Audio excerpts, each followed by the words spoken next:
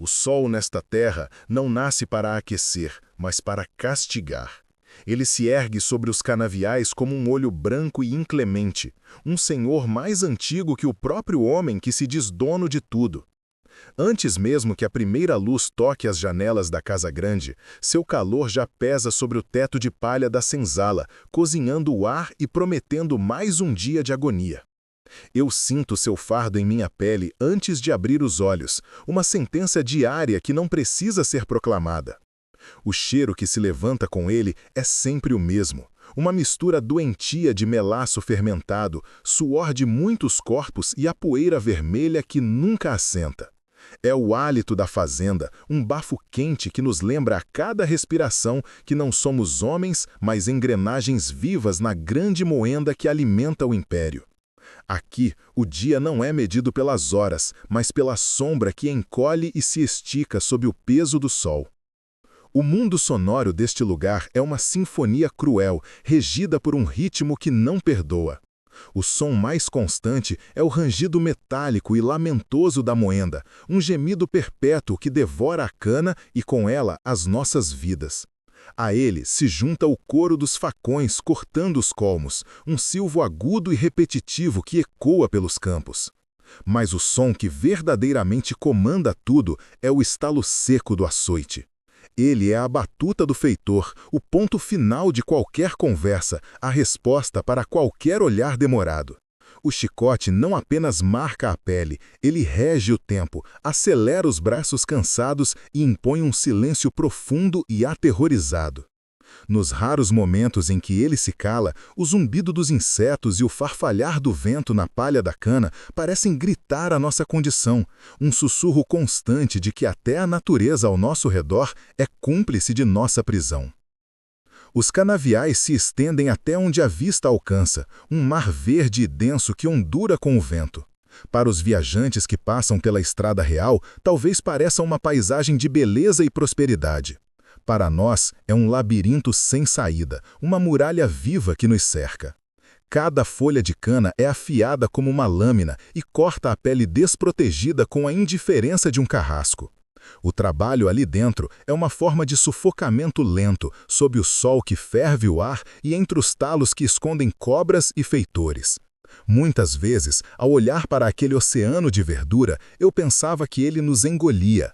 Homens e mulheres entravam nele ao amanhecer e saíam ao anoitecer, ou às vezes não saíam, consumidos pela fadiga, pela doença ou pela violência. O canavial é o nosso berço e a nossa sepultura, um monstro vegetal que se alimenta de nossa força para adoçar a boca de um mundo que nos despreza. A noite não traz alívio, apenas uma escuridão diferente. Na senzala, o ar fica ainda mais espesso, carregado com o cheiro de corpos exaustos, ungüentos para as feridas e o medo do dia seguinte. Dormimos amontoados sobre esteiras de palha, tão próximos que o sonho de um parece se misturar ao pesadelo do outro. É um sono leve, interrompido por tosses, gemidos e o choro baixo das crianças que já nascem com o peso da desesperança nos ombros. Da nossa porta, vemos as luzes da casa grande, amarelas e distantes, como estrelas de um céu que não nos pertence. Lá dentro, ouve-se por vezes a música de um cravo, notas delicadas que flutuam sobre o nosso silêncio e a nossa dor, um lembrete cruel da distância intransponível que nos separa. A noite é apenas uma pausa na sentença, um intervalo antes que o sol se levante para nos punir outra vez. A casa grande é uma fortaleza branca, imponente e silenciosa, erguida no ponto mais alto da propriedade para que o senhor possa ver tudo. Suas paredes caiadas refletem a luz do sol com uma arrogância que cega, como se quisesse apagar a sujeira e o sangue que a sustentam. Ao redor dela, jardins bem cuidados, com flores de cheiro doce que tentam, em vão, disfarçar o odor de melaço e miséria que emana do engenho. Tudo ali é ordem, simetria e limpeza. As janelas altas com suas venezianas escuras parecem olhos fechados, indiferentes ao que acontece a seus pés. Para nós, entrar na casa grande é como cruzar a fronteira para outro mundo, um mundo onde o chão brilha e os objetos têm mais valor do que uma vida humana. É um lugar de sussurros, de passos contidos e de uma vigilância constante, onde um erro, um prato quebrado ou um olhar mal interpretado pode significar o tronco. Eu sirvo dentro daquela fortaleza. Sou um escravo doméstico, uma sombra que desliza pelos corredores polidos, encarregado de manter a aparência de perfeição. Aprendi a me mover sem fazer ruído, a ouvir sem parecer escutar, a ver sem parecer observar. O silêncio dentro da casa grande é mais opressivo que os gritos da senzala. É um silêncio pesado, carregado de palavras não ditas, de tensões familiares e de uma solidão que parece impregnar os móveis escuros e as cortinas de veludo. Cada objeto que toco, cada copo de cristal que sirvo é um lembrete da minha condição. Sou o guardião de um luxo que nunca será meu, o servo de uma paz que é mantida à custa da nossa guerra diária pela sobrevivência. Aqui dentro, o medo não vem do chicote, mas do poder silencioso e absoluto do meu senhor. O senador, meu senhor, raramente eleva a voz. Ele não precisa. Sua autoridade emana de sua postura, do modo como seu olhar varre uma sala e avalia tudo e todos como sua propriedade.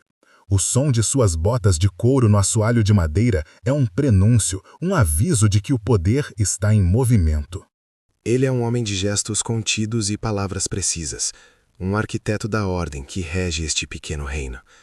Sua vontade é a lei, e sua lei é mantida pelo medo. Eu o vejo presidir os jantares, discutindo política e os preços do açúcar com a mesma frieza com que ordenam uma punição no pelourinho. Para ele, nós não somos pessoas, somos números em seus livros de contabilidade, ferramentas para sua riqueza, peças em seu jogo de poder. Seu mundo é feito de controle, e qualquer fissura nessa estrutura é uma afronta pessoal que deve ser esmagada com violência exemplar. E há ela, Elara, a filha do senador, uma figura tão aprisionada quanto eu, embora sua jaula seja dourada. Eu a vejo deslizar pelos salões como um fantasma em vestidos de seda, o rosto pálido e os olhos sempre fixos em algum ponto distante, para além das paredes que a cercam. Ela fala pouco, e quando o faz, sua voz é um sussurro, como se temesse quebrar o silêncio opressor da casa. Prometida em casamento a um oficial da Guarda Nacional, seu destino já foi traçado e vendido como parte de um acordo para unir terras e poder. Observo-a nos jantares, sentada à mesa farta, sem tocar na comida, o olhar perdido no brilho dos candelabros. Há nela uma tristeza silenciosa, uma resignação que me é estranhamente familiar. Ela é um objeto de luxo, um ornamento para a casa do pai, e eu vejo em sua solidão um espelho distorcido da minha própria. Aconteceu numa tarde em que o calor era quase insuportável. Um dos nossos, um rapaz chamado Kofi, foi arrastado do canavial até o pelourinho que fica no centro do pátio, para que todos vissem. A acusação era de insolência, um olhar que o feitor julgou desafiador. O senador saiu para a varanda da casa grande, um copo de bebida na mão, para supervisionar o espetáculo. Ele não disse uma palavra, apenas fez um gesto com a cabeça. O som do couro rasgando o ar e encontrando a pele de Kofi foi como um trovão que partiu o silêncio da fazenda. A cada golpe, um grito era arrancado dele, um som animalesco de pura dor que fazia os pássaros se calarem nas árvores. Nós fomos obrigados a parar o trabalho e assistir. Era uma lição, uma demonstração pública de que nossos corpos não nos pertenciam. Eu estava perto da casa, e de onde eu estava, podia ver o rosto do senador, impassível, e também o vulto de Elara, de pé atrás de uma das janelas do andar de cima, uma silhueta escura contra a luz. Não pude ver sua expressão, mas senti sua presença ali, testemunhando a mesma brutalidade que eu. Enquanto o sangue de Kofi manchava a terra vermelha, eu me forcei a não desviar o olhar, a gravar aquela cena em minha memória. Era preciso lembrar. A dor dele era a dor de todos nós, uma ferida coletiva que nunca cicatrizava. Em meu peito, um ódio frio e silencioso se solidificava, uma pedra pesada que eu carregava todos os dias. Aquele ódio era a única coisa que era verdadeiramente minha. O senador podia ser dono do meu corpo, do meu tempo e do meu trabalho, mas aquele sentimento, enterrado fundo em minha alma, pertencia somente a mim. Naquela noite, o silêncio na senzala era mais denso que o normal. Os gemidos de Kofi eram o único som que quebrava a quietude, um lamento que parecia vir das entranhas da própria terra. Mais tarde, quando todos na casa grande dormiam, Eu me refugiei no único lugar onde encontrava um sopro de outro mundo, a biblioteca do senador. Ali, às escondidas, eu decifrava as letras dos livros que ele nunca lia, viajando para terras distantes e tempos antigos. Era meu ato secreto de rebelião. Naquela noite, porém, as palavras pareciam mortas no papel. Olhei pela janela e vi as mesmas estrelas que brilhavam sobre a África dos meus avós e sobre os reinos da Europa sobre os quais eu lia. Eram as mesmas para todos, livres e cativos. E pensei em Elara, a prisioneira da janela, e me perguntei se, em sua solidão, ela também olhava para o céu em busca de uma resposta ou de uma fuga. Meu nome é Amari, não o nome que me foi dado por minha mãe, mas o que me foi imposto aqui, nesta terra que bebeu seu suor e depois a esqueceu. A memória mais antiga que possuo não é de um rosto ou de um afago, mas do som da correnteza de um rio e do cheiro de poeira e lágrimas secas no dia em que a venderam. Eu era um menino, pequeno demais para entender as palavras do feitor, mas grande o suficiente para compreender a linguagem universal da perda. Desde então, aprendi a construir muralhas dentro de mim, a guardar meus pensamentos e sentimentos em um lugar tão fundo que nem mesmo o chicote do Senhor poderia alcançar. Minha existência se tornou um exercício de invisibilidade, um esforço constante para ser apenas uma sombra funcional, um par de mãos que serve, limpa e obedece sem possuir um coração que possa ser ferido novamente. A dor, descobri cedo, é uma propriedade que eles não podem me tomar, pois já me pertence por inteiro. Minha única fuga, meu único ato de verdadeira posse, acontece nas horas mortas da noite, na biblioteca do senador. Ali, cercado pelo cheiro de couro e papel velho, eu roubo palavras. Comecei juntando as letras nos rótulos das garrafas de vinho, depois decifrei os títulos nas lombadas dos livros, até que as frases começaram a se entregar a mim, revelando mundos que eu jamais poderia tocar. Leio sobre reis e revoluções, sobre as estrelas nos mapas celestes e sobre deuses de terras distantes. Cada página virada é uma insurreição silenciosa, um instante de humanidade reconquistada na escuridão. Sou o guardião do conhecimento de um homem que raramente lê. Um paradoxo vivo naquela casa de opulência e ignorância. O medo é meu companheiro constante nessas horas, pois sei que, se descoberto, o conhecimento que me liberta por dentro seria o motivo para que meu corpo fosse quebrado por fora, de forma exemplar e definitiva. E então há ela, a sinhazinha Elara. Eu a observo como quem observa um pássaro raro e frágil, preso em uma gaiola de ouro maciço. Seus movimentos são fluidos e contidos, como um rio congelado, e seu rosto, de uma brancura quase translúcida, raramente revela qualquer emoção além de uma resignação polida. A seda de seus vestidos é o tecido de sua cela. Os bordados e rendas são as grades que a separam do mundo real. Ela se senta ao cravo, e seus dedos produzem melodias perfeitas, mas vazias, notas que parecem chorar pela alma que não ousa se expressar. Nos jantares, ela mal toca a comida, seus olhos fixos no brilho das chamas das velas, perdida em um labirinto interior, onde ninguém é convidado a entrar. Há nela uma solidão tão vasta e profunda que parece ecoar a minha própria, embora a dela seja acolchoada por veludo, e a minha, endurecida pela terra batida.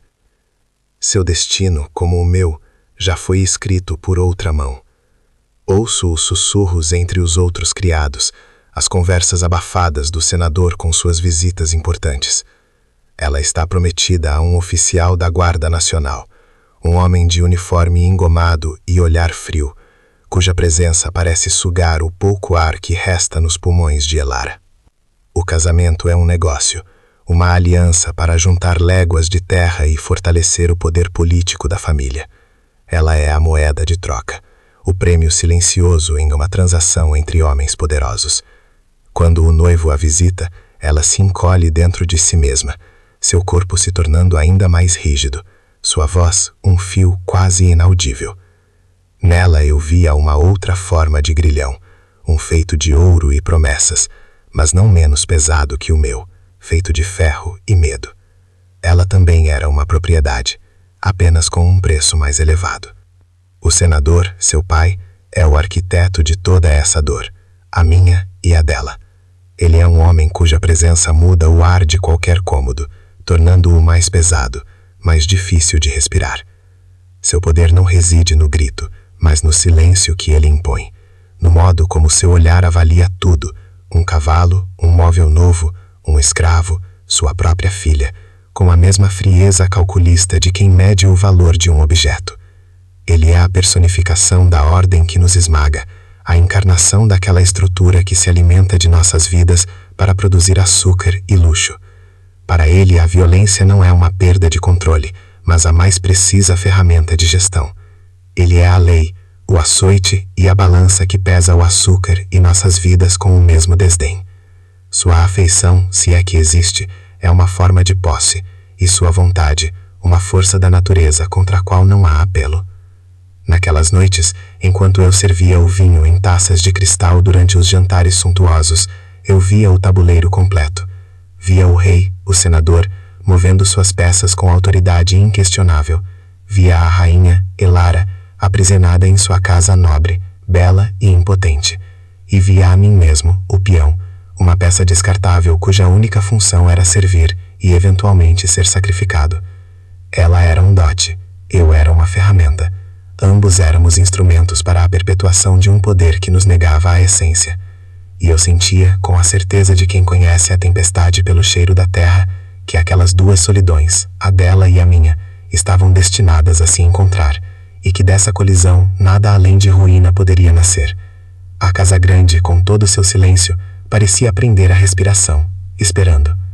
Foi em uma dessas noites de silêncio denso, quando a casa grande parecia um mausoléu adormecido e os lamentos da senzala se transformavam em um zumbido baixo e constante, que a linha do meu destino foi irrevogavelmente traçada. Eu me movi como um espectro pelos corredores escuros, os pés descalços não produzindo som algum sobre o assoalho encerado que eu mesmo polira até o brilho de espelho. Meu destino era a biblioteca, o coração proibido daquela fortaleza. O cheiro de couro, papel envelhecido e cera de abelha me acolhia como um abraço clandestino. Ali, sob um feixe de luar que atravessava a vidraça alta como um dedo divino, eu abri um livro. Não era um romance ou um poema, mas um atlas celeste, um mapa de mundos que existiam para além da tirania do sol e do açoite. Naquele silêncio, eu não era Amari, o escravo. Eu era um viajante, um astrônomo, um homem livre navegando por oceanos de estrelas, e cada constelação que eu aprendia a nomear era um grilhão que eu quebrava dentro da minha própria alma.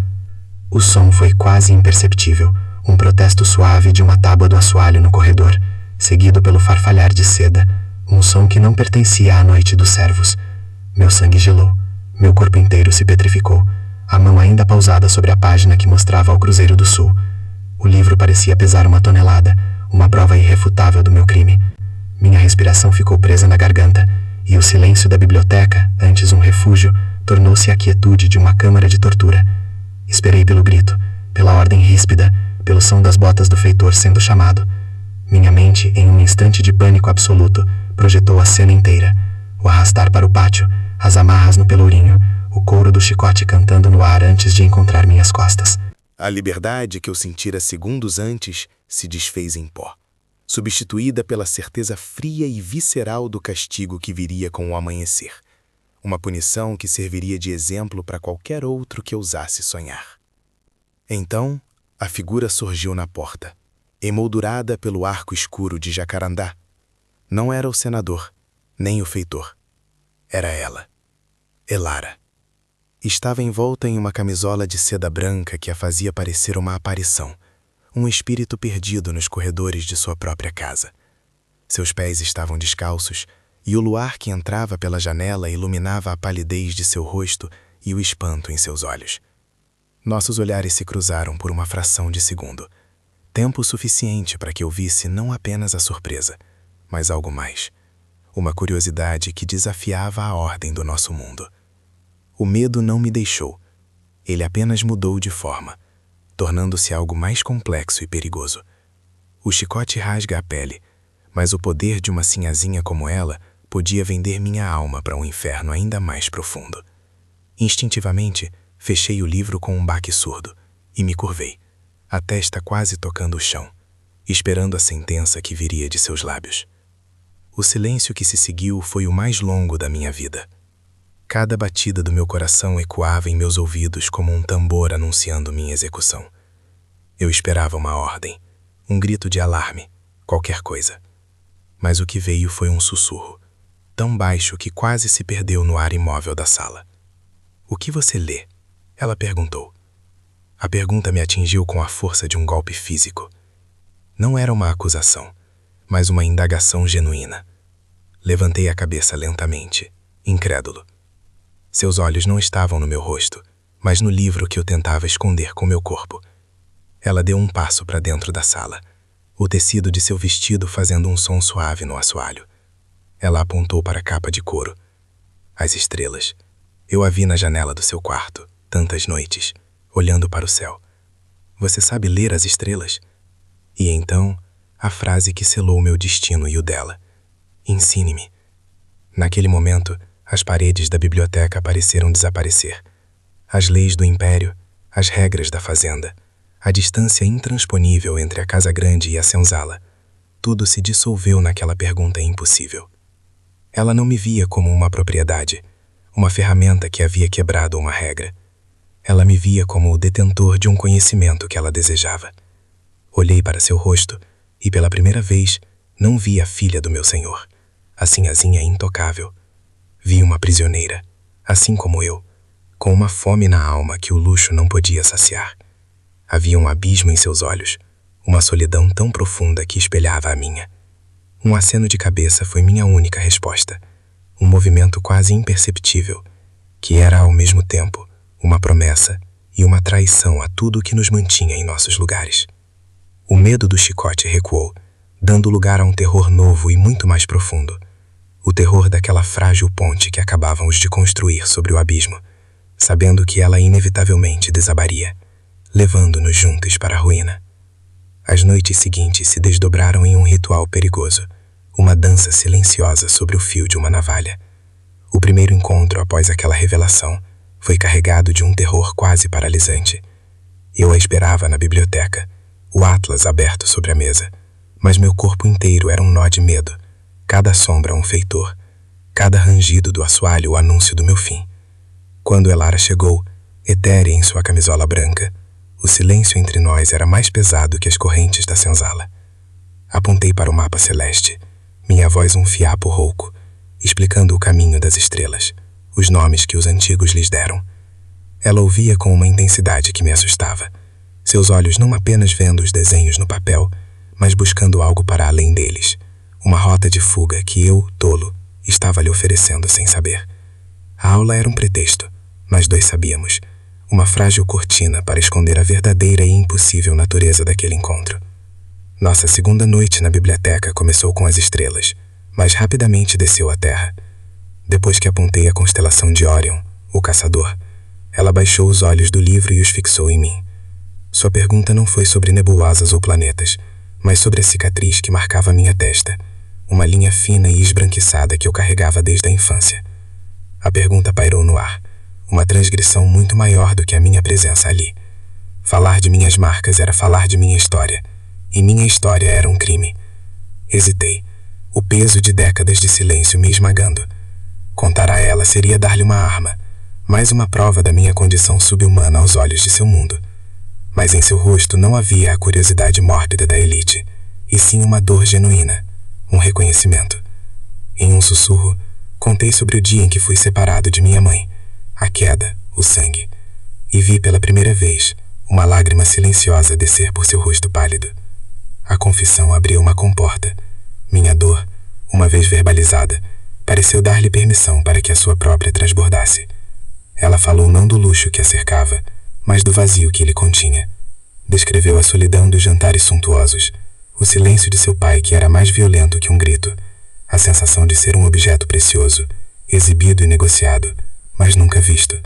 Falou do noivo, o oficial, como quem descreve uma sentença de morte, um futuro de obediência e anulação.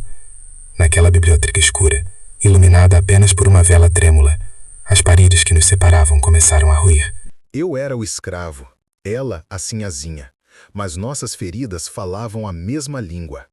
Éramos dois prisioneiros compartilhando histórias de nossas celas, uma feita de ferro e a outra de seda, mas ambas igualmente sufocantes. A compaixão que senti por ela era um sentimento perigoso, pois me fazia esquecer por um instante de quem eu era e onde estava. Os encontros se tornaram nosso ar secreto, a única coisa que nos mantinha vivos naquele ambiente asfixiante. A cada noite, o risco aumentava. O medo era uma presença física, um terceiro ocupante na sala, sempre sentado à espreita no canto mais escuro. Eu desenvolvi uma audição animal, capaz de distinguir o passo de cada morador da casa, o ranger específico de cada porta, o latido distante dos cães de guarda. Elara, por sua vez, aprendeu a se mover como uma gata, seus pés descalços não traindo sua passagem pelos corredores. A biblioteca se transformou em nosso santuário e nosso cadafalso. Ali, éramos apenas a Mari e Elara. Mas a cada passo que dávamos para sair dali, de volta aos nossos mundos, a realidade nos esbofeteava com a lembrança de que nosso pequeno refúgio era construído sobre um abismo e que a qualquer momento o chão poderia ceder sobre nossos pés, nos engolindo para sempre. Uma noite, o som das botas pesadas do senador ecoou no corredor principal. Estávamos debruçados sobre um mapa da África, traçando com os dedos a jornada impossível dos meus ancestrais, quando o som nos petrificou. Em um movimento instintivo, apaguei a vela com um sopro, mergulhando a sala na escuridão quase total. Agarrei a mão dela e nos encolhemos atrás de uma pesada cortina de veludo, o cheiro de poeira e tempo enchendo nossos pulmões. Meu coração martelava contra minhas costelas com tanta força que eu temia que ele pudesse nos denunciar. Podia sentir a respiração rápida e quente de Elara em meu pescoço, seu corpo tremendo contra o meu. Os passos pararam em frente à porta da biblioteca. Um silêncio que durou uma eternidade se instalou. Um vácuo onde todo o nosso futuro estava sendo decidido. Então, os passos se afastaram. Naquela escuridão compartilhada, naquele terror mudo, nosso vínculo se forjou em algo mais forte que o aço. A partir daquela noite, o mundo fora da biblioteca tornou-se um palco. Durante o dia, eu era a sombra invisível que servia à mesa, e ela, a filha distante e obediente. Nossos olhos se encontravam por cima das taças de cristal e da prataria polida, e nesses breves instantes trocávamos universos inteiros de significado. Um leve inclinar de cabeça dela, um olhar meu que se demorava um segundo a mais no brilho de um candelabro, tudo se tornou parte de nossa linguagem secreta. O peso de representar nossos papéis se tornou quase insuportável. Cada vez que eu a servia, sentindo o calor de sua proximidade, ou cada vez que ela me dava uma ordem com a voz fria e formal exigida por seu pai, era uma pequena tortura, um lembrete cruel da farsa que éramos forçados a viver. O contraste entre a intimidade de nossas noites e a distância de nossos dias criava uma tensão que me corroía por dentro, um veneno doce e lento.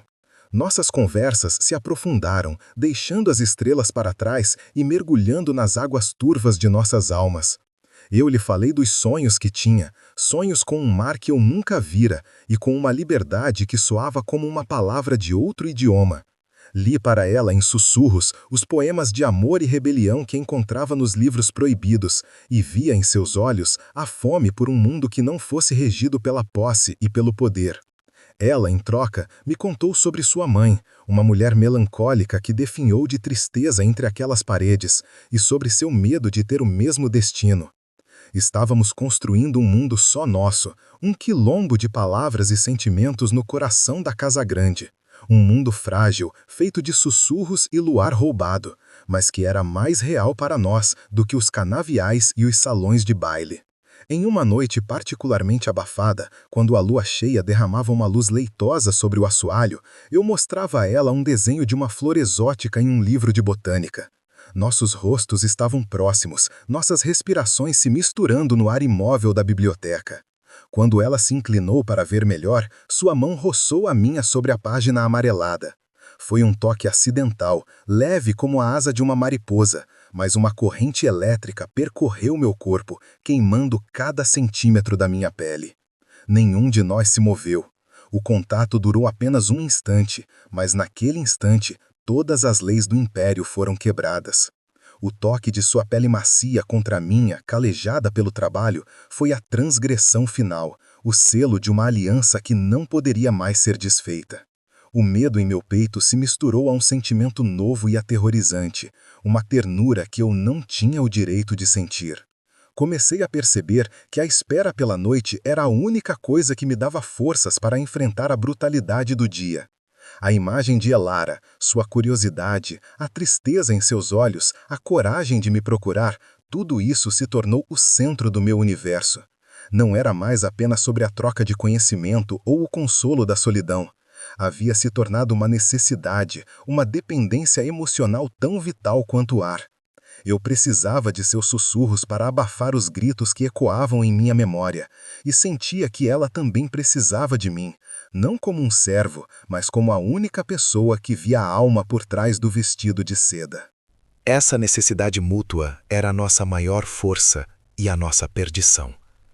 Estávamos nos tornando o ponto de apoio um do outro em um mundo projetado para nos esmagar separadamente. Eu sabia, com a clareza sombria de quem já perdeu tudo uma vez, que aquilo não poderia durar.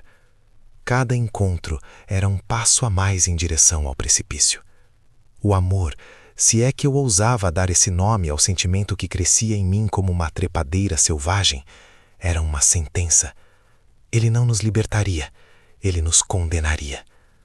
A beleza daqueles momentos roubados era inseparável da feiura do castigo que nos aguardava. Olhando para ela, tão frágil e tão forte sobre a luz da vela, eu via não apenas a mulher que me enxergava como homem, mas também a imagem do pelourinho, o som dos cães de caça, o rosto impassível de seu pai. Nosso afeto era uma flor rara e venenosa, nascida no solo mais infértil, e eu sabia que sua beleza seria efêmera e que suas raízes nos arrastariam juntos para as profundezas da terra vermelha, que bebia o sangue dos meus irmãos. A noite chegou pesada, trazendo consigo uma chuva fina e persistente que batia nas vidraças da biblioteca como os dedos de um fantasma impaciente. O ar estava denso, carregado de umidade e da fragrância das flores do jardim morrendo sobre a água. Elara entrou na sala não como uma aparição, mas como uma condenada caminhando para o seu cadafalso. Seu rosto estava mais pálido do que nunca, e em seus olhos havia um desespero que as estrelas não podiam mais consolar. Amanhã, ela sussurrou, e a palavra pairou entre nós como uma sentença. Amanhã chegariam os últimos preparativos para o seu casamento. O oficial, seu noivo, viria para o jantar. Seu futuro, um caminho de pedra que se estendia à sua frente, frio e imutável, estava a apenas um nascer do sol de distância. Ela não chorava, mas seu corpo inteiro parecia um grito contido, uma prece silenciosa por uma salvação que não existia naquele mundo. E eu senti sua dor como se fosse a minha própria, uma corrente invisível que finalmente nos unia por completo. Ela parou diante de mim, tão perto que eu podia sentir o leve tremor de seu corpo, o cheiro de lavanda e lágrimas que emanava de sua pele. O abismo entre nós, antes uma vasta extensão de leis, costumes e medos, encolheu-se até se tornar o pequeno espaço de ar que separava nossos corpos. E então, em um gesto que desafiou a ordem do universo, sua mão veio ao meu rosto. Seus dedos, frios e delicados, tocaram a cicatriz em minha testa, traçando a linha que marcava a minha primeira perda. Foi um toque que queimou mais que o ferro em brasa, um contato que desfez séculos de distância e silêncio. Para o mundo, eu era uma coisa, uma posse, mas sob seus dedos, naquela escuridão cúmplice, eu era um homem cuja dor era vista e reconhecida. O choque daquele contato percorreu meu corpo como um relâmpago, e o medo que sempre fora meu companheiro se transformou em algo novo e infinitamente mais perigoso, uma esperança devastadora.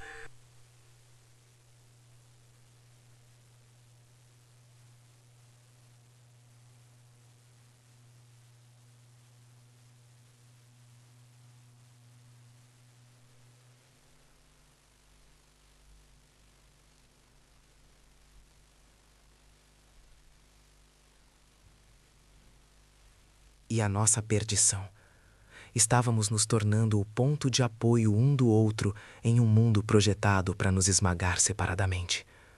Eu sabia, com a clareza sombria de quem já perdeu tudo uma vez, que aquilo não poderia durar. Cada encontro era um passo a mais em direção ao precipício. O amor, se é que eu ousava dar esse nome ao sentimento que crescia em mim como uma trepadeira selvagem, era uma sentença. Ele não nos libertaria, ele nos condenaria. A beleza daqueles momentos roubados era inseparável da feiura do castigo que nos aguardava. Olhando para ela, tão frágil e tão forte sobre a luz da vela, eu via não apenas a mulher que me enxergava como homem, mas também a imagem do pelourinho, o som dos cães de caça, o rosto impassível de seu pai. Nosso afeto era uma flor rara e venenosa, nascida no solo mais infértil, e eu sabia que sua beleza seria efêmera e que suas raízes nos arrastariam juntos para as profundezas da terra vermelha, que bebia o sangue dos meus irmãos. A noite chegou pesada, trazendo consigo uma chuva fina e persistente que batia nas vidraças da biblioteca como os dedos de um fantasma impaciente. O ar estava denso, carregado de umidade e da fragrância das flores do jardim morrendo sobre a água. Elara entrou na sala não como uma aparição, mas como uma condenada caminhando para o seu cadafalso. Seu rosto estava mais pálido do que nunca, e em seus olhos havia um desespero que as estrelas não podiam mais consolar. Amanhã, ela sussurrou, e a palavra pairou entre nós como uma sentença. Amanhã chegariam os últimos preparativos para o seu casamento. O oficial, seu noivo, viria para o jantar. Seu futuro, um caminho de pedra que se estendia à sua frente, frio e imutável, estava a apenas um nascer do sol de distância. Ela não chorava, mas seu corpo inteiro parecia um grito contido, uma prece silenciosa por uma salvação que não existia naquele mundo. E eu senti sua dor como se fosse a minha própria, uma corrente invisível que finalmente nos unia por completo.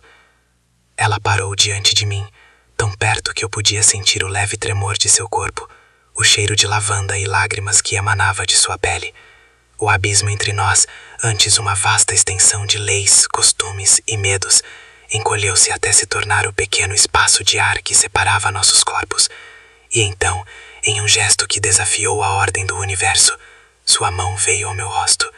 Seus dedos, frios e delicados, tocaram a cicatriz em minha testa, traçando a linha que marcava a minha primeira perda.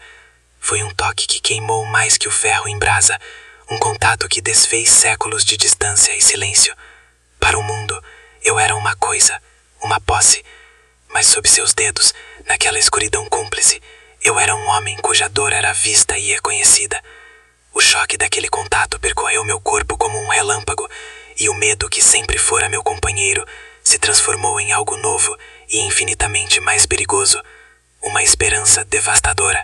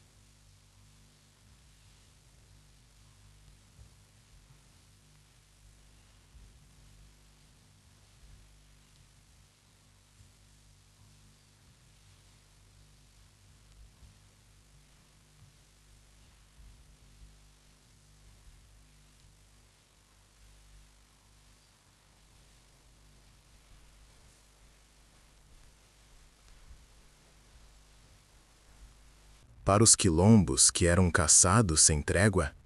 Para uma morte rápida na mata em vez de uma morte lenta no pelourinho? Naquela noite, na quietude da biblioteca, o plano de nossa fuga nasceu, e com ele, a certeza avassaladora de nosso fim. O plano era simples, nascido do desespero e da ausência de qualquer outra escolha.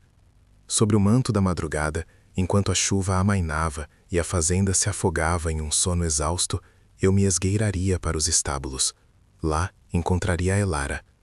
Levaríamos 2 dos cavalos mais fortes e seguiríamos o leito de um riacho para desbistar os cães, rumo às serras, onde os quilombos eram sussurrados como lendas de homens livres. Eu havia juntado um pouco de farinha de mandioca e um naco de carne seca, um tesouro roubado da despensa que parecia pesar 1 tonelada em minhas mãos. Cada passo no chão de terra batida da minha pequena alcova era um cálculo de risco, cada respiração um ato de traição. O medo não havia me deixado, mas agora ele tinha um propósito, uma direção. Era um medo que me impulsionava para a frente, para a escuridão do pátio, para a promessa frágil de uma vida que não fosse medida pelo som do sino do engenho. Foi então que a vi, uma sombra recortada contra a luz cinzenta que começava a vazar pelo horizonte. Era Ana, a cozinheira mais velha, uma mulher cujo rosto era um mapa de sofrimentos antigos e cujos olhos já tinham visto gerações de cativos nascerem e morrerem naquela mesma terra. Ela estava parada perto da porta da cozinha, imóvel como uma estátua de sal, e seu olhar encontrou o meu através da penumbra. Não havia surpresa em seu rosto, apenas uma tristeza profunda e resignada, a tristeza de quem vê uma tragédia anunciada se desenrolar exatamente como previsto. Meu corpo congelou, o saco com a comida em minhas mãos de repente se tornando a prova irrefutável de meu crime. O silêncio entre nós se esticou, pesado com tudo que não precisava ser dito. Ela sabia. De alguma forma, ela sempre soube, com a sabedoria amarga daqueles que aprenderam que a esperança nesta terra era apenas um outro nome para a dor que estava por vir. Ela deu um passo em minha direção, seus pés descalços mal fazendo som no chão úmido. Sua voz, quando falou, era um sussurro rouco, o som da cana seca se quebrando. Você acha que o amor de Sinha vai te proteger do ferro, Amari? A pergunta não foi uma acusação, mas uma lamentação. Ela não via um homem lutando por sua liberdade, via um menino tolo correndo para a forca, e pior, arrastando todos nós com ele. A sua liberdade, ela continuou, seu olhar varrendo a senzala adormecida, vai custar o couro de todos nós. O feitor vai nos sangrar por dias para saber quem ajudou, quem sabia, quem apenas sonhou com o que você ousa fazer. E quando o senador acabar com você, a vida aqui será um inferno que nem os mais velhos se lembram. Naquele momento, eu entendi. Sua lealdade não era ao Senhor, mas a frágil e precária sobrevivência de nossa comunidade. O meu ato de amor era para ela, um ato de egoísmo supremo. E em seus olhos, eu vi a decisão fria e inabalável de me parar. Antes que eu pudesse formular uma palavra, uma súplica ou uma ameaça, ela se virou. Não para o feitor, não para os capitães do mato. Ela caminhou com passos firmes em direção à casa grande, um espectro de lealdade distorcida. E então, o som que era o prenúncio de todo o horror, o som que parava o coração de cada homem, mulher e criança negra nesta fazenda, rasgou o véu da madrugada. Não foi o sino do engenho chamando para o trabalho, foi o sino de alarme, o sino da capela, badalando rápido e furiosamente, um grito de metal que anunciava a fuga, revolta, desordem. Em segundos, o pátio explodiu em caos. Tochas foram acesas, vozes gritavam ordens, e o latido profundo e gutural dos cães de caça ecoou dos canis, famintos. A minha rota de fuga, o meu futuro, a minha vida, tudo se desfez em fumaça e barulho. Eu estava preso, um animal iluminado pelas tochas da caçada que havia começado antes mesmo que a fuga tivesse uma chance. Fiquei paralisado no centro do redemoinho de pânico, a figura solitária e imóvel para a qual todas as tochas e todos os olhos logo se voltariam. E então, eu o vi. O senador surgiu na varanda do andar de cima, vestido apenas com suas calças de dormir, mas com a postura de um imperador em seu trono. Ele não gritou. Ele não precisava. Seu olhar varreu o pátio, observando a cena com uma calma aterradora, a calma de um homem cujo poder é tão absoluto que nem mesmo a traição pode abalá-lo. Seus olhos passaram pelos feitores, pelos cães, e então me encontraram. Eles se fixaram em mim, não com raiva, mas com o desdém frio de um proprietário que olha para um objeto quebrado. Ele me segurou com aquele olhar por uma eternidade, me desumanizando, me transformando de volta na coisa que eu era. Então, sem uma única palavra, ele se virou e caminhou lentamente para dentro da casa, na direção do corredor que levava aos aposentos de Elara. A caçada pela minha vida havia começado, mas a primeira vítima seria ela. O grito metálico do sino foi o martelo que selou a tampa do meu caixão. Em instantes, o pátio se transformou em um inferno de tochas dançantes e ordens gritadas. O feitor e seus homens caíram sobre mim como uma matilha de cães, suas mãos ásperas rasgando minhas roupas, seus rostos contorcidos por um ódio que era ao mesmo tempo profissional e pessoal. Não lutei. Meu corpo, que momentos antes sonhava com a liberdade da serra, se tornou uma pedra. Fui arrastado pela terra vermelha, a mesma terra que bebera o suor e o sangue dos meus ancestrais, e o som dos meus calcanhares se arrastando era o único protesto que me restava. O mundo se reduziu ao brilho alaranjado das tochas, ao latido faminto dos cães e ao cheiro de suor e ódio que emanava dos homens que me seguravam. Eles me jogaram no chão aos pés do pelourinho e ali fiquei, um animal abatido esperando o golpe de misericórdia, enquanto o caos que eu havia semeado florescia em violência ao meu redor. Enquanto eu estava ali, com o rosto pressionado contra a terra fria, meu único foco era a casa grande. Foi quando ouvi. Não foi um grito de dor, mas algo pior. Um grito abafado, seguido pelo som oco de um corpo batendo contra a madeira. E depois um silêncio que foi mais ensurdecedor do que qualquer barulho. Meu coração parou. A imagem do senador caminhando para os aposentos dela queimou em minha mente. Minutos depois, que pareceram uma vida inteira, a porta principal se abriu. 2 feitores a arrastavam, seus pés descalços mal tocando o chão. O vestido de seda branca estava rasgado em um dos ombros, e em seu rosto havia uma máscara de terror e incredulidade, como se ela não reconhecesse o mundo que a havia traído. Ela não olhou para mim. Seus olhos estavam vazios, fixos em um ponto além da nossa miséria. Eles não a levaram para o pátio. Eles a jogaram dentro de uma carruagem escura que esperava nas sombras, e o som da porta se fechando foi a última vez que eu ouvi algo do mundo dela. O cochê estalou o chicote, e ela desapareceu na noite, levada para um convento, um hospício ou qualquer outro túmulo que seu pai havia escolhido para enterrar sua desonra. Então, a atenção do mundo se voltou para mim.